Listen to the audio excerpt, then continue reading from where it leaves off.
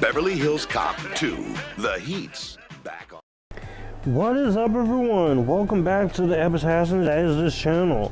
My name is Joshua Drake. I talk movies, TV, music, and anime. If you are new here, and welcome back to Epictastic Joshua. And we are continuing on with Beverly Hills Cop with the sequel, Beverly Hills Cop 2. This is my favorite of the series, and this is in my 100 favorite movies of all time. This is directed this time by Tony Scott, and this stars Eddie Murphy, Judge Reinhold, your usuals, of course. You also got John Aston, Ronnie Cox, Jürgen Prochnow, and of course the lovely Brigitte Nielsen in this, and Paul Reiser. This is written by Larry Ferguson and Warren Skaaren. And the premise of this movie is that Axel Foley returns to Los Angeles to help solve another criminal case. And this time he must direct his efforts towards unraveling the alphabet crimes, which is a series of robberies committed by letterjacking punks.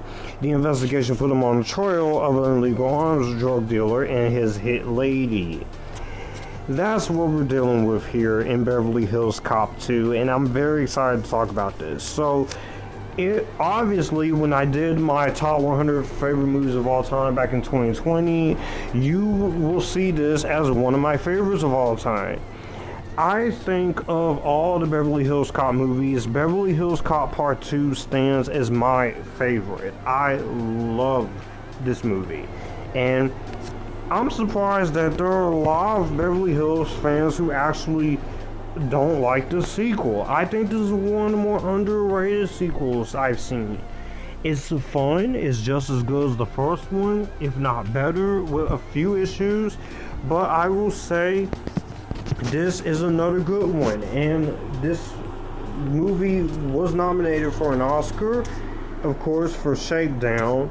It keeps everything that we know and love here, and this time we have Tony Scott, the late Tony Scott, directing this. But I will say this is between this and Top Gun and Man on Fire, this is my favorite Tony Scott film that he's directed. And there's just a lot of fun moments to be had in this. Originally, this was going to be a TV series based on the first film, but Eddie Murphy turned it down and he wanted to do a sequel. So, Simpson and Jerry Bruckheimer got back, and also they rewrote the script, because originally this was going to be in London and Paris, and Eddie Murphy didn't want to do that. So, let's talk about this great sequel, because there is a lot to like in this. For one, I will say Eddie Murphy once again gets back into it, and he has fun with it. He is having a blast with this movie as the character of Axel Foley. He gets right back into it, and not only he gets back into it, but also Judge Reinhold as Detective Billy, and John Aston as Surgeon Taggart. These three guys really do a good job in their performances, and they all do a really great job here as well. Really enjoyed this cast as well.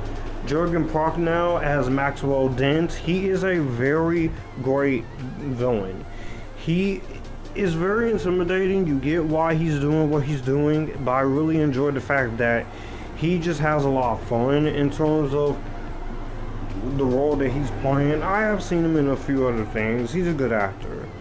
Brigitte Nielsen as his assistant, Carla Fry. Not the greatest actress, but this was definitely after Red Sonja, so she was getting there. But I will say she's pretty good here, and also she's very lovely to look at. But she does a decent performance here. I also really enjoy Alan Garfield, Paul Reiser, the late Gilbert Gottfried as Sidney Bernstein. You also have the late Tiny Lister in a cameo, so there's a lot of good acting in this movie that I enjoy. Also, it's still rated R, and it's still hardcore and edgy, so you're definitely getting what you're coming here for. And it gets that edginess, and I really enjoy a lot of it here. And a lot of the comedy in this movie works for me. I very much have fun when it comes to a lot of humor in terms of what you're getting here. A lot of this movie just has me bursting out laughing, and I just have fun watching it. It's just one of the most fun sequels that you have when it comes to a lot of comedy here. So I really enjoy a lot of that comedic stuff. A few jokes didn't really land for me here, which is one of the only things I holds this back. But I will say that just is one of the only issues here. I will also say that the soundtrack is just as good. You have stuff like Hold On and such, which is done for the soundtrack, and I really enjoy that. Hold On and Shakedown. And also you have George Michael doing the song here. But you know, I enjoyed the soundtrack here. It's a good soundtrack here. And just, you get a good score here by Harold Faltermeyer. It's once again another good score that really does make it very entertaining and very interesting to watch. So I definitely really enjoyed that part of the movie. They really did have a lot to offer in terms of the comedy and score. From a directing standpoint, Tony Scott's direction is really well done. I really love the directing here by him. He really does do a very good job. The narrative here is a lot more different this time around, but I appreciate the fact that it does do its job here and it's entertaining in this. So I really did like a lot of what they give you in terms of what he's playing out and what we're getting out of this. I also really enjoy the fact that this is a product of the 80s and it does not shy away from it as well. And directing is really competent. Tony Scott was a great director, and the technical aspects are very good for the time. The cinematography looks great. It looks real. We're not against the front of a blue screen, green screen. The locations just look beautiful and look great. So much color, so much personality in there in terms of the action sequences and what you're getting out of. I also really like the editing here. This movie is pretty short. It's pretty short for its length. An hour and 43 minutes, and it goes for it. I very much like the fact that it did. You also have some moments that I really liked when it comes to the character of Axel flirting with Bridget Nielsen, which that was pretty funny as well.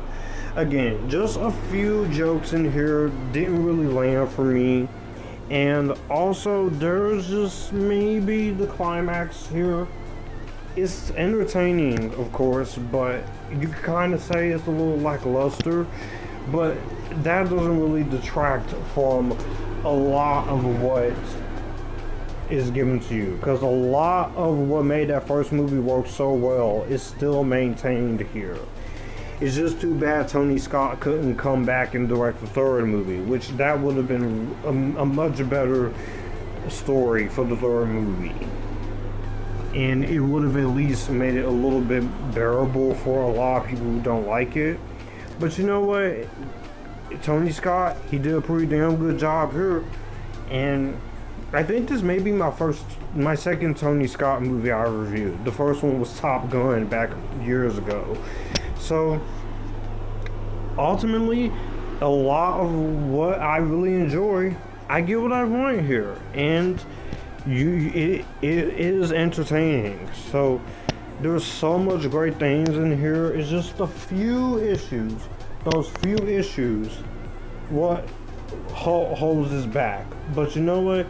That doesn't really bother me all that much because I was still really enjoying a lot of what we get in this sequel, and it did its job well, and I had a good time watching this. I didn't feel like I was being played. I didn't feel like I was being cheated, and for the sequel that we get, it's a fun sequel. So I know I'm sitting here for almost a couple minutes just gushing and praising it, but I really do love Beverly Hills Cop Part 2, and considering this is another in my 100 favorites of all time, I gotta gush about it in a lot of ways possible. It's just the fact that me getting to finally talk about this I feel very happy talking about this. And I did originally shoot these reviews on camera, but the file kept syncing out when it comes to the sound, so I had to re-record like this. So overall thoughts, Beverly Hills Cop 2 is the best of the Beverly Hills Cop films. I love the story, I love a lot of humor, I like the direction they choose to go in here. Jurgen Prochnow makes for a fun villain, Eddie Murphy and the cast still got it.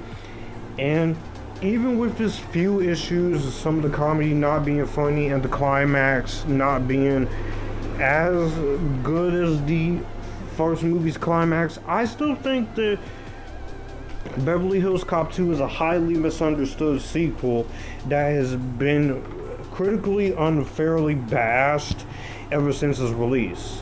Again, there's a lot of people who don't like this movie, and I for sure don't know why. I'm not sure why. Well, that's gonna do it for the video that you just watched. If you want to see more, my channel icon is up here. If you want to see more content from me, all my social medias are right here in this end card. I will also leave a playlist and a video here for you to see what the channel is about. As always, acknowledge me, stay epictastic, join the Epictasticness, and you guys keep it cool.